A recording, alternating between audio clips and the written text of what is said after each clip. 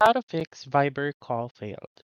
First is to make sure that you have a stable internet connection by going to your control center and make sure to turn on your Wi-Fi or your cellular data. And then afterwards, you may go to your Viber and then go to more right here on the lower right corner and go to settings.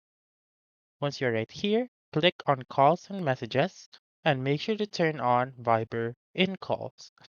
If you have turned this off, make sure to click on this toggle button and make sure that the toggle button will turn into purple like this one. Again, if still doesn't work, then you should go to your settings and then go to the bottommost part of your settings, go to Viber and make sure to turn on this microphone option right here. So again, simply click on that toggle button and the toggle button should turn into green. If this still doesn't work, then I would suggest to update your Viber by going to your app store, go to search, and then search for Viber. Once you're in Viber, make sure to click on the update button whenever it is available. So that's it. That's how you can fix Viber call fail.